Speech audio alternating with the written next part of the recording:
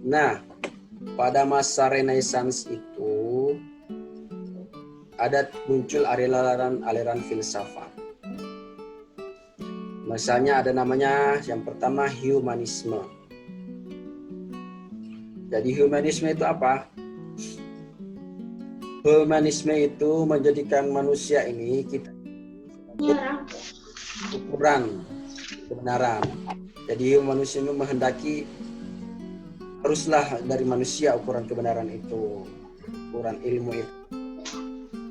Kenapa? Karena manusia itu mempunyai kemampuan untuk berpikir. Manusia mempunyai akal. Maka menurut humanisme itu mampu mengatur dirinya dan itulah humanisme. Salah satu. Jadi manusia merasa sudah mulai jenuh dengan kekuasaan gereja yang sudah berlangsung selama ratusan tahun. Lalu menjadikan bahwa Tuhan ada di balik kebijakan. Sistem dilakukan.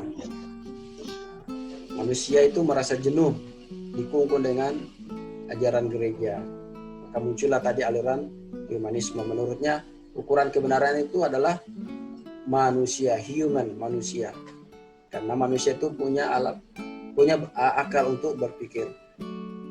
Pemikirannya ini mampu untuk mengatur dirinya, mengatur dunia. Itulah yang pertama yang namanya humanisme. Kemudian aliran yang kedua adalah rasionalisme. Sebenarnya rasionalisme dengan humanisme itu mirip-mirip saja ya. Nah, karena kan pada dasarnya mengandalkan akal. Rasionalisme itu kan rasio, akal. Jadi menurutnya akal adalah yang terpenting dalam memperoleh pengetahuan, dalam mengetes pengetahuan. Jadi ukurannya adalah akal. Mirip-mirip sebenarnya dengan humanisme tadi. Pengetahuan diperoleh dengan cara berpikir. Itulah humanisme itu ya.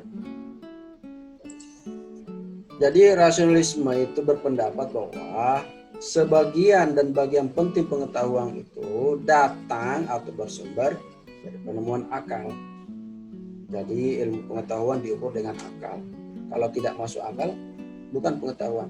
Kalau tidak logis, bukan pengetahuan, bukan kebenaran. Otomatis ditolak. Itu aliran yang kedua. Kemudian aliran yang ketiga namanya empirisme. Nah, empirisme itu mengutamakan pengalaman. Nah, jadi peranan pengalaman dalam memperoleh pengetahuan itu, pengetahuan itu sendiri, itu mengecilkan peran akal. Kalau menurut empirisme itu, dia lebih mengutamakan pengalaman. Kebenaran itu lebih kuat kalau berdasarkan pengalaman. Ilmu itu lebih kuat kalau berdasarkan pengalaman, bukan dengan akal. Itu menurut empirisme. Jadi empirisme itu pengetahuan diperoleh dari pengalaman dengan cara observasi, penginderaan, baik secara lahiriah maupun batiniah. Jadi makanya kita kalau kadang-kadang ada tugas observasi itu apa? Untuk mengamati. Nah, kalau kita nggak observasi, nggak terjun langsung, nah, kebenarannya itu kurang valid. Keabsahannya itu kurang valid. Tapi kalau dia terjun langsung, mengalami langsung, maka itu valid. Contohnya nih, kita mengatakan ada harimau di kamar mandi, misalnya gitu ya. Misalnya si A mengatakan ke B, ada harimau di kamar mandi. Nah, B bertanya, dari mana sumbernya?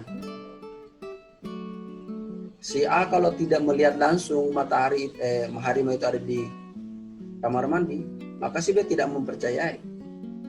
Karena dia tidak ada pengalaman langsung. Lebih-lebih kalau si B tidak melihat langsung, tidak mempercayai begitu saja. Karena harus empiris, harus mengalami langsung, harus nyata. Tapi kalau dia katakan, dari mana kamu tahu? Nah, si A tadi mengatakan saya melihat langsung. Nah, itu bisa diterima sebagai kebenaran, sebagai ilmu. Kemudian yang keempat yaitu materialisme. Jadi materialisme ini menganggap manusia itu tak ubahnya seperti mesin.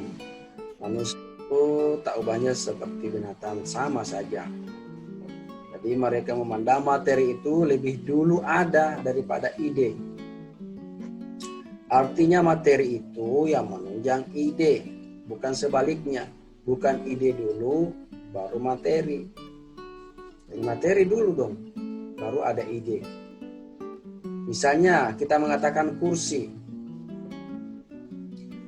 Karena ada objeknya kursi, kita melihat kursi, maka timbullah ide tentang kursi.